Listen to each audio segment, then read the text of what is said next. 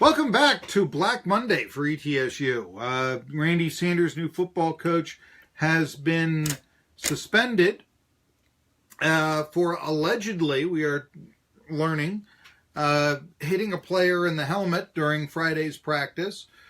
Billy Taylor and Mike Rader taking over the program. Why not Marcus Satterfield? Well, because, at least in the interim, pending an investigation from the university not releasing, as ETSU is wont to do, leading to all kinds of speculation. But they are saying they are going to handle the investigation themselves, but they're not going to name names. Okay. Steve Forbes, we got him out of bed. He's picking Villanova tonight. He also hinted that, he's going to contact Porter Moser up there at Loyola. How about an ETSU Loyola game next year? Be wonderful, wouldn't it? So that's a little bit of news. Play fantasy baseball. If you're a Braves fan, remember Dansby Swanson. If you're a Reds fan, remember Hamilton and Winker.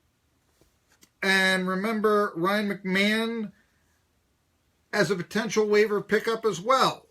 First baseman for the Rockies.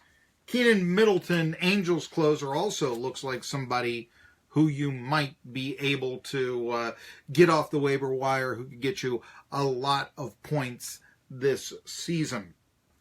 Tomorrow we're going to talk to Mr. Jennings about the NCAA tournament final tonight. And Villanova, 6.5-point favorite. So much stuff we got here that wasn't able to get to. But I want to do the Marquis monologue and finish this out. Still not a lot of updates that I can see. I see a lot of fans saying, well, what's the big deal with hitting a player in the helmet? I don't know. That is the case. Sanders is suspended with pay.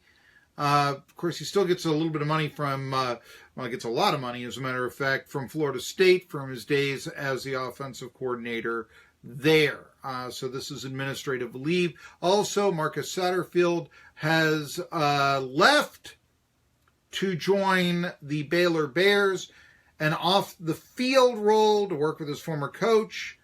But you know what? I'm not buying that this is not related as much as they're trying to say. Spring game is Thursday at 7. And here's the coming week. Defensive coordinator Billy Taylor runs the defense. Wide receivers coach Mike Rader runs the offense. Darrell Day will handle the special teams. After all, he's a special teams coordinator. I don't know. What do you do here? Do you give it to Taylor? Because I don't know. Do you get rid and fire Sanders with cause if it comes out he hit the player in the helmet? I was talking about this before I went on. Modern basketball strategy gets it right, while modern baseball strategy makes no sense. Got to talk about Gabe Kapler, folks. But we also got to say that those who lament the outbreak of the three-point shot taking over basketball, got to remember, a basketball team that doesn't think about the three-pointer first, that's got to be compared to a football team that thinks field goal before touchdown. Now, against Kansas, Villanova shot 40 three-pointers. 40. 1 a minute. Made 18. 45%. That's like shooting 68% inside the arc. In the history of college basketball, well, at least since 92, which is when they started keeping stats like this on sportsreference.com, only one basketball player in history of college basketball has shot 68% for a career. He played for Villanova. You can look it up, okay?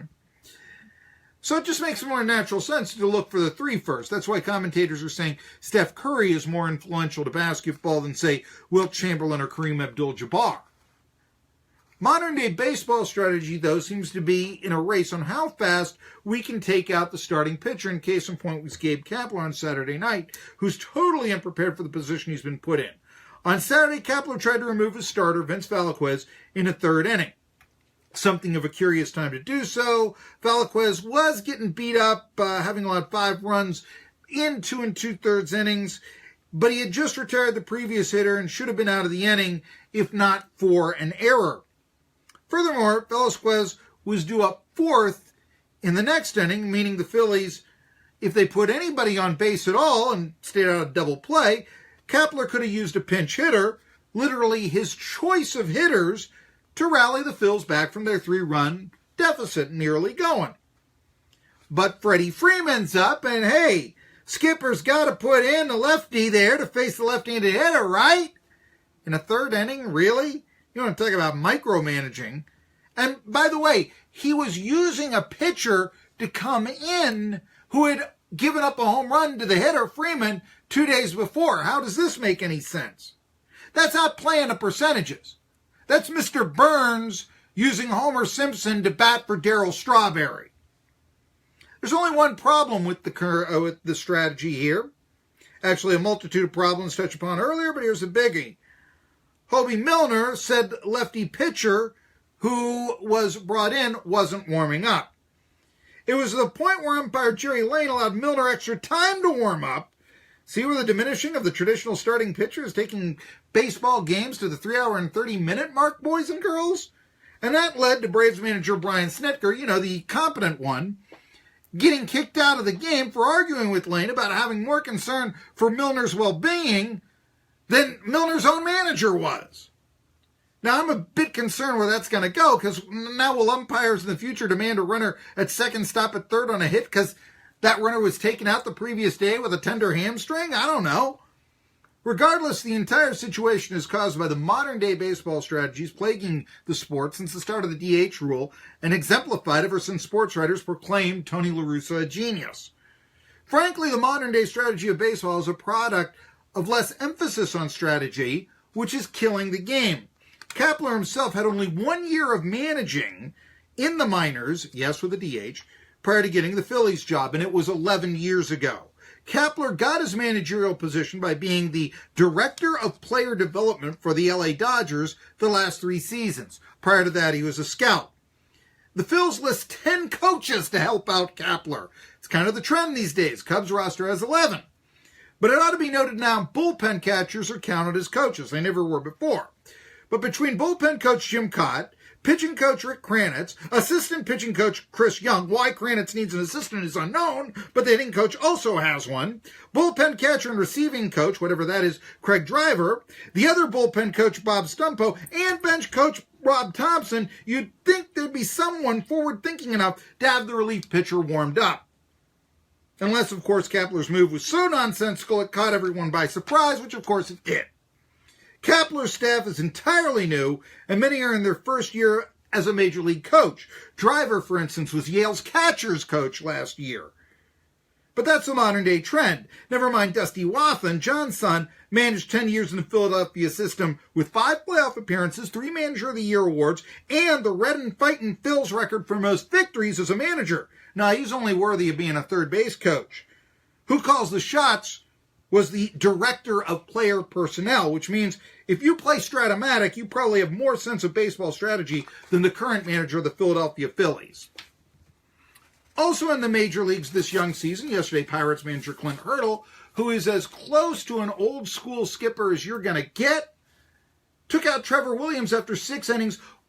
He was throwing a no-hitter, but hey, 85 pitches, right? On opening day, Red Sox manager Alex Cora took out Chris Sale with a 1-hit shutout after 6 innings and 92 pitches and a 3-0 lead. The bullpen subsequently lost the game in the bottom of the 8th by giving up 6 runs to the Tampa Bay Rays. But to be honest, it's not really the bullpen's fault. It's more on the modern-day manager, in this case, Cora, in his very first game, who is hired more on being popular with his players and an understanding of baseball strategy. The latter 2 games both had the DH, so we can only blame the pitch count, baseball's answer to global warming, and the natural byproduct of the DH for the starter's removal. Not, say, a legitimate move by Hurdle to get his team a few more runs with a 1-0 lead. But you see, basketball's modern strategy makes sense. Hence, younger fans flock to the game. Baseball's modern strategy does not. Hence, the average age of a baseball fan is 53 years old. And since the starting pitcher is becoming devalued, so is the salary. Baseball salaries are down this year, less than 1%, but still enough for super agent Steve Boros to ridiculously suggest baseball owners are fixing their product in a way akin to the Black Sox scandal. Which means when the labor contract comes up in 2021, there's a real chance for an industry where the players are averaging more than $4 million annually salary, they could actually strike. And if that's the case, good luck, MLB. But if you're a business owner, how does it make sense to pay for less work? That's why the modern day baseball strategy isn't just killing chances for victory. It's literally killing the sport itself. I got Keith Jennings coming on tomorrow to talk about tonight's NCAA final. Tri-City Sports Now. Colin Coward's next. I'm Marky Bilson. See you tomorrow at noon.